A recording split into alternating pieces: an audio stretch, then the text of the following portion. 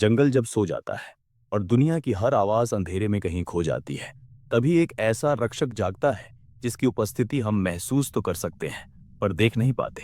रात की हवा में एक हल्की सी सरसराहट, पेड़ों की उलझी शाखाओं पर एक अदृश्य हलचल और अंधेरे को चीरती दो चमकती आंखें जो कभी झपकती नहीं, वो है उल्लू।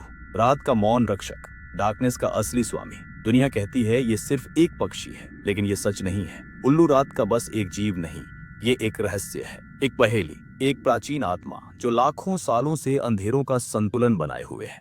उल्लू देखने में शांत लगता है, लेकिन इसकी कहानी उतनी ही गहरी है जितनी रात की कालिक। और आज हम उसी कहानी में उतरेंगे वैनसुत्रा के साथ। क्या तुम जानते हो, उल्लू लगभग 6 करोड़ साल पुराने शिकारी हैं। डायनासोर के बाद जो नई दुनिया बनी, उसकी रात का पहला राजा उल्लू ही था। जहां बाकी पक्षी दिन में चमक रहे थे, वहीं उल्लू ने अंधेरे को चुना। क्यों? क्योंकि जहां कोई नहीं जाता, वहीं असली शक्ति मिलती है। उल्लू के पंख प्रकृति ने हथियार की तरह डिजाइन किए हैं। दूसरे पक्षियों की उड़ान हवा को काटती है, आवाज करती है, लेकिन उल्लू, उसकी उड़ान में एब्सोल्यूट साइलेंस होता है। इतनी खामोशी कि हवा भी उसकी मौजूदगी महसूस नहीं कर पाती। इसे कहते हैं साइलेंट फ्लाइट टेक्नोलॉजी, जिसे इंसान आज तक पूरी तरह समझ नहीं पाया। उसके पंखों पर छोटे छोटे सेरेटेड एजेस होते हैं जो हवा को फैलाते हैं, आवाज को तोड़ देते हैं और उसे पूरी तरह अदृश्य बना देते हैं। यानी उल्लू उड़ता नहीं, अंधेरे में फिसलता है, जैसे रात का कोई साया।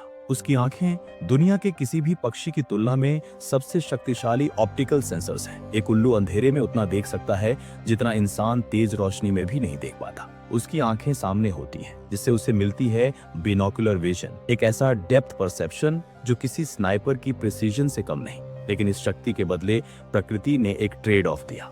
उल्लू अपनी आंखें हिला नहीं सकता, वो आंखों को घुमा ही नहीं सकता, इसलिए उसे अपना पूरा सिर घुमाना पड़ता है। और यही वजह है कि उल्लू 270 डिग्री तक अपना सिर घुमा सकता है। इंसान अगर ऐसा करे तो सीधा मर जाए, लेकिन उल्लू के भीतर प्रकृति ने छोटी छोटी आर्टरीज का एक ऐसा नेटवर्क बनाया है जो नेक ट्विस्ट के दौरान भी ब्लड फ्लो को पूरी तरह बनाए रखता है।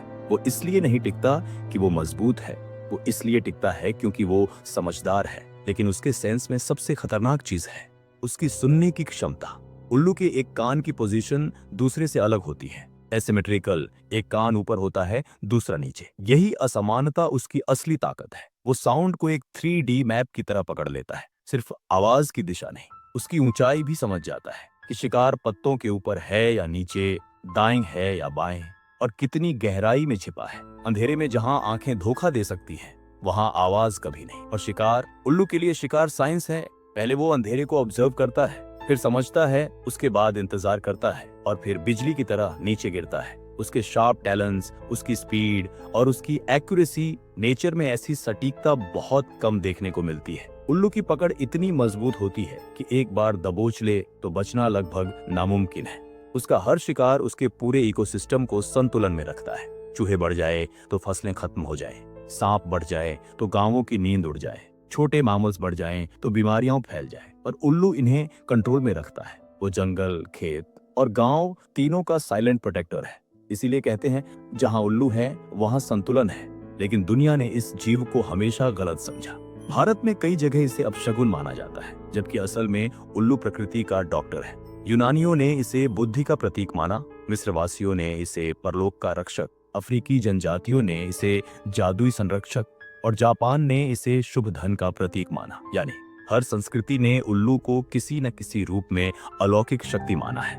और सच कहें तो रात के अंधेरे में उसकी चमकती आंखें देखकर हर इंसान यही महसूस करता है कि इस जीव में कुछ तो ऐसा है जो हमारी समझ से परे है। उल्लू अकेले रहते हैं, अपना क्षेत्र खुद बनाते हैं, रात को अपनी दुनिया खुद चुनते हैं, और दिन में वो गायब हो जाते हैं, जैसे अंधेरे में पानी का एक बुलबुला। उनकी दुनिया में राजा, रानी, सैनिक, सीमा कुछ नहीं, बस एक नियम है, अनुशासन। रात उनका समय है और अंधेरा उनका हथियार। लेकिन आज ये प्राचीन शिकारी खतरे में है। जंगल कट रहे हैं, कंक्रीट के जंगल बढ़ रहे हैं, उन्हें बैठने की जगह कम मिल रही है। कीटनाशकों ने उनके भोजन को जहरीला कर दिया है, और गलत धारणाओं ने इंसानों को उल्लू से दूर कर दिया है। हर साल हजारों उल्लू ब्लैक मैजिक के नाम पर मारे जाते हैं, जबकि असल में उल्लू वो जीव है जो इंसान के घर, खेत और जंगल तीनों को सुरक्षित रखता है। अगर उल्लू नहीं रहे तो चूहे बढ़ेंगे, बीमारियां फैलेंगी, सांपों की संख्या अनियंत्रित हो जाएगी और रात का संतुलन टूट जाएगा। उल्लू सिर्फ रात का शिकारी नहीं, अंधेरे का रक्षक है और हर रक्षक का महत्व